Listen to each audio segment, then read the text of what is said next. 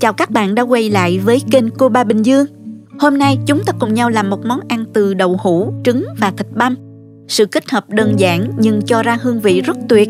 Một ý tưởng hay để đổi vị cho bữa cơm gia đình, vừa rẻ vừa ngon mà lại bổ dưỡng. Bảo đảm cả nhà sẽ thích mê và chén sạch nồi cơm luôn.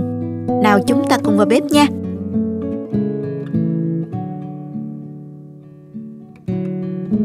Mời các bạn xem qua thành phần nguyên liệu trước khi thực hiện. Bạn cũng có thể tham khảo những dụng cụ nấu ăn mình hay sử dụng dưới phần mô tả của video. Đầu tiên mình cho nước sôi vào thố và cho vô nửa muỗng cà phê muối hòa tan.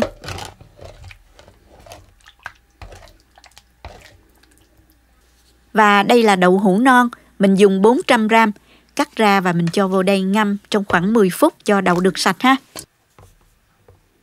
Sau đó các bạn vớt ra ha.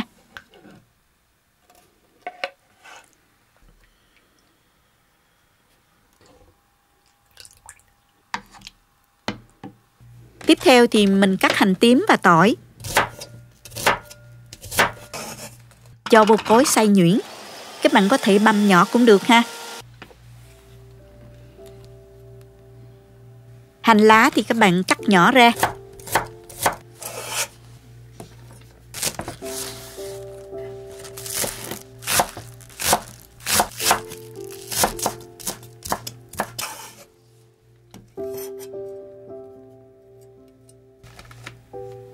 Ớt này thì mình cắt khoanh một ít để chút nữa mình trang trí lên mặt cho đẹp ha.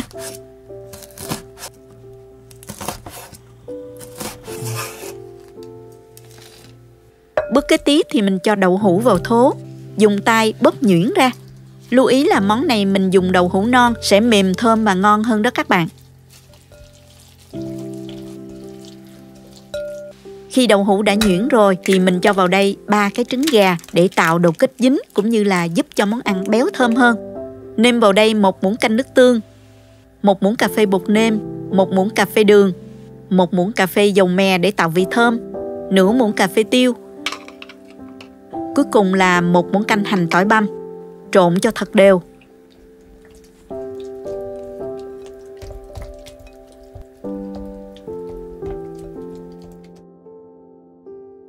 Sau đó mình cho qua một cái đĩa hơi sâu lòng. Cho hết cái phần đậu hũ trứng qua đây. Và mình dùng muỗng dàn ra cho bằng mặt. Rồi mình cho vào xửng hấp nha. Nước trong nồi đã sôi rồi thì mình cho vào hấp luôn.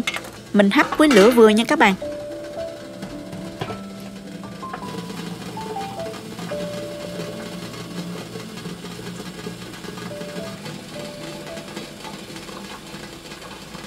Sau 15 phút thì mình dùng que xiên thử. Nếu thấy trứng không còn dính que, mặt trứng khô là đã chín rồi đó.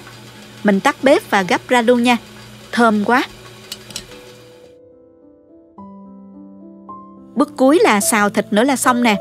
Cho vào chảo 1 muỗng canh rưỡi dầu. Cho hành tỏi còn lại vào khoảng 1 muỗng canh rưỡi. Phi cho hành tỏi nó thơm lên.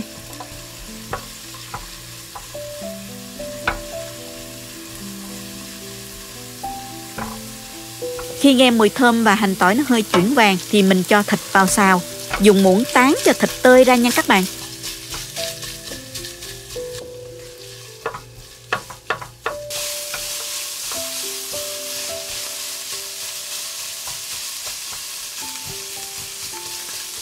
Xào cho đến khi nào các bạn thấy thịt săn lại và nó hơi vàng thơm thì lúc này mình tạm tắt bếp và mình cho gia vị vào gồm có 1 muỗng canh rưỡi nước tương, 2 muỗng canh dầu hào, 1 muỗng canh đường. Bạn nào dùng được bột ngọt thì mình cho khoảng 1/3 muỗng cà phê ha. 2 muỗng canh tương ớt. Trộn đều lên.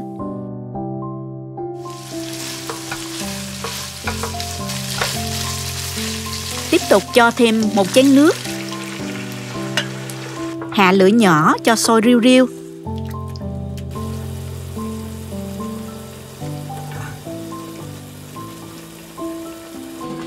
Sau đó mình pha 1 muỗng cà phê bột năng với 2 muỗng canh nước để tạo độ sánh.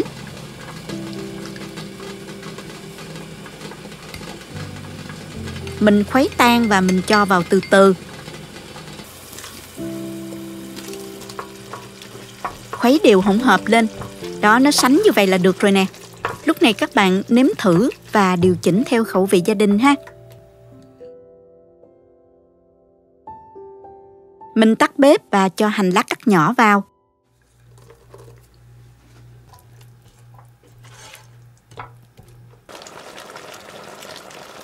Đổ hỗn hợp thịt lên mặt đĩa đậu hũ trứng, dàn ra và mình rắc thêm một ít hành lá, một ít ớt cắt khoanh nữa cho bắt mắt. Nhìn hấp dẫn chứ này các bạn. Dùng cơm thôi các bạn ơi. Món này mình ăn với cơm rất là bắt cơm luôn nha.